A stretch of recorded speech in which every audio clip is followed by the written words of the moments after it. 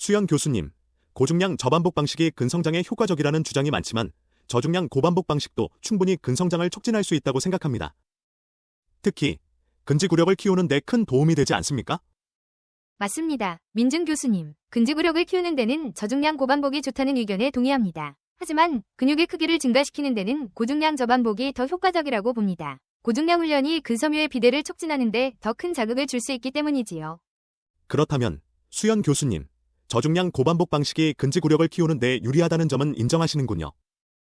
하지만 최근 연구들을 보면 저중량 고반복도 근섬유 비대에 효과적일 수 있다는 결과가 나왔습니다. 예를 들어 미국 스포츠 의학 저널에서 발표된 연구에서는 저중량 고반복이 고중량 저반복과 비슷한 정도의 근섬유 비대를 유도할 수 있다고 합니다. 이는 운동 강도보다는 전체적인 근육 피로가 근성장을 촉진하는 주요 요인임을 시사합니다. 흥미로운 연구입니다. 민준 교수님. 하지만 저는 고중량 저반복 방식이 더 직접적인 자극을 통해 근섬유를 효과적으로 비대시키는 데 유리하다고 생각합니다. 높은 중량은 근육에 더 큰 저항을 제공하며 이는 근육의 크기를 증가시키는 데 중요한 역할을 합니다. 또한 고중량 훈련은 근력 증가에도 매우 효과적이지 않습니까? 네, 수연 교수님, 근력 증가에는 고중량 저반복이 효과적이라는 점에 동의합니다. 하지만 저중량 고반복도 무시할 수 없는 장점이 있습니다. 저중량 고반복은 근육의 대사적 스트레스를 증가시켜 근성장을 촉진할 수 있습니다. 이 방식은 또한 부상 위험을 줄이고 장기적으로 운동 지속 가능성을 높이는 데 유리할 수 있습니다. 그렇군요. 민준 교수님, 부상 위험을 줄이는 점은 매우 중요합니다. 하지만 고중량 저반복 방식이 근육의 신경계 적응을 더 효과적으로 촉진할 수 있다고 생각합니다. 이는 운동 수행 능력을 향상시키고 더 높은 중량을 다룰 수 있게 하며 궁극적으로 근성장을 더욱 촉진할 수 있습니다. 고중량 훈련이 근육의 단백질 합성을 더 강하게 자극한다는 연구 결과도 있습니다. 맞습니다. 수연 교수님. 고중량 훈련이 단백질 합성을 강하게 자극한다는 점은 인정합니다. 하지만 저중량 고반복 방식도 근육의 대사적 스트레스를 통해 단백질 합성을 촉진할 수 있습니다. 이는 특히 근지구력을 필요로 하는 스포츠 선수들에게 유리할 수 있습니다. 또한 다양한 훈련 방식을 병행하는 것이 근성장에 가장 효과적일 수 있다는 연구들도 있습니다. 다양성의 중요성에 동의합니다. 민준 교수님, 저도 다양한 훈련 방식을 결합하는 것이 최선의 결과를 가져올 수 있다고 생각합니다. 예를 들어 고중량 저반복과 저중량 고반복을 번갈아 가며 수행하는 방식은 근력과 근지구력을 모두 향상시킬 수 있습니다. 또한 이러한 혼합 방식은 운동의 단조로움을 줄이고 지속적인 동기부여를 제공할 수 있습니다. 맞습니다. 수연 교수님. 다양한 훈련 방식을 결합하는 것은 매우 효과적일 수 있습니다. 이를 통해 운동의 단조로움을 피하고 지속적인 근성장을 촉진할 수 있습니다. 결국 개개인의 목표와 신체 조건에 맞는 훈련 방식을 선택하는 것이 중요하다고 생각합니다. 맞습니다. 민준 교수님, 각 개인의 목표와 신체 조건에 맞는 훈련 방식을 선택하는 것이 중요합니다. 어떤 방식이 더 나은지에 대한 논쟁보다는 각 방식의 장점을 최대한 활용하여 최적의 결과를 도출하는 것이 중요합니다. 다양한 훈련 방식을 결합하여 개개인에게 맞는 최적의 프로그램을 개발하는 것이 필요합니다. 그렇습니다. 수연 교수님.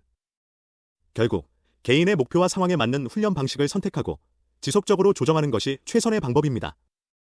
저중량 고반복과 고중량 저반복의 장단점을 이해하고 이를 적절히 결합하여 최적의 결과를 도출하는 것이 중요합니다. 맞습니다. 민준 교수님, 이 토론을 통해 다양한 관점을 공유하고 각 방식의 장단점을 깊이 있게 이해할 수 있어서 매우 유익했습니다.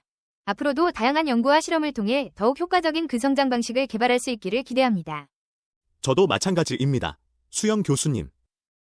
앞으로도 함께 연구하며 더 나은 방법을 찾아나가길 기대합니다. 오늘 토론이 많은 도움이 되었기를 바랍니다. 감사합니다.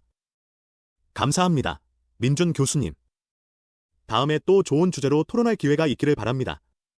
이렇게 두 교수는 각각의 관점과 과학적 근거를 바탕으로 효과적인 근성장 방식에 대한 토론을 마쳤다.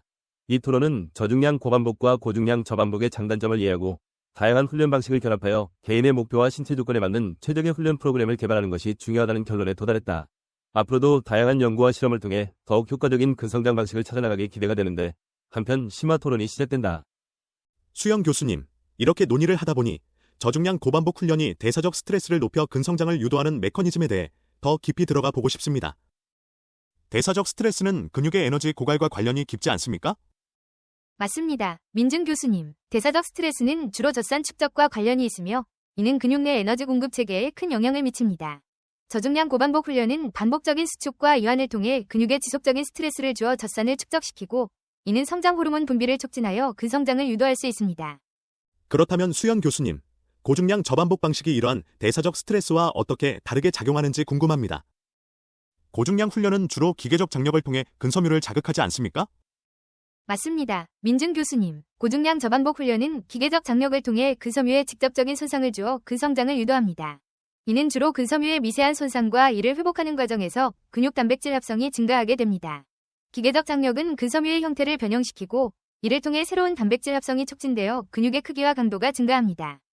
그럼 기계적 장력과 대사적 스트레스가 서로 보완적으로 작용할 수 있겠군요. 이런 면에서 혼합훈련 프로그램이 매우 효과적일 수 있다는 점이 다시 한번 강조됩니다. 또한 다양한 운동 방식을 통해 신체가 각기 다른 자극에 적응하게 함으로써 더 균형 잡힌 근성장을 유도할 수 있을 것입니다.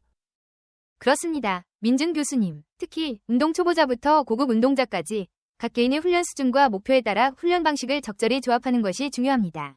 예를 들어 초보자는 저중량 고반복으로 기초적인 근지구력과 운동 습관을 기른 후 점진적으로 고중량 저반복 훈련을 도입하여 근력을 키우는 것이 좋습니다. 흥미로운 접근입니다. 수연 교수님. 그렇다면 근성장 외에도 이런 훈련 방식들이 운동 수행 능력이나 다른 신체적 적응에도 영향을 미칠 수 있을까요? 네, 민준 교수님. 저중량 고반복 훈련은 심혈관 건강과 근지구력을 향상시키는 데 매우 효과적입니다. 이는 특히 운동 수행 능력을 향상시키고 피로를 늦추는 데 도움이 됩니다. 반면 고중량 저반복 훈련은 폭발적인 힘과 근력을 증가시키는 데 탁월하며 이는 스프린트나 웨이트리프팅과 같은 운동에 유리합니다. 매우 동의합니다. 수연 교수님. 따라서 운동의 목적과 개개인의 목표에 따라 훈련 방식을 적절히 조정하는 것이 필요합니다.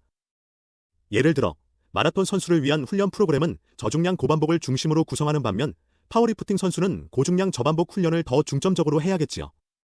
맞습니다. 민준 교수님. 또한 회복과 영양 섭취도 중요한 요소입니다. 고중량 훈련 후에는 충분한 단백질 섭취와 휴식이 필요하며 저중량 고반복 훈련 후에도 적절한 회복 기간과 영양 공급이 필수적입니다. 수연 교수님, 오늘 논의를 통해 정말 많은 것을 배웠습니다. 저도 앞으로 연구와 교육에 있어서 더 균형 잡힌 시각을 갖게 되었습니다. 감사합니다. 저도 감사합니다. 민준 교수님. 오늘의 토론이 많은 도움이 되었기를 바랍니다. 앞으로도 함께 연구하며 더 나은 방법을 찾아나가길 기대합니다. 이렇게 두 교수는 효과적인 근성장 방식에 대한 다양한 관점과 과학적 근거를 공유하며 최적의 훈련 방식을 찾아가는 데 있어 중요한 통찰을 얻었다. 이번 토론을 통해 저중량 고반복과 고중량 저반복의 장단점을 명확히 이해하고 각 방식의 과학적 근거를 바탕으로 더욱 효과적인 훈련 프로그램을 개발할 수 있는 길을 모색하게 되었다. 앞으로도 다양한 연구와 실험을 통해 더욱 효과적인 근성장 방식을 찾아나가기를 기대한다.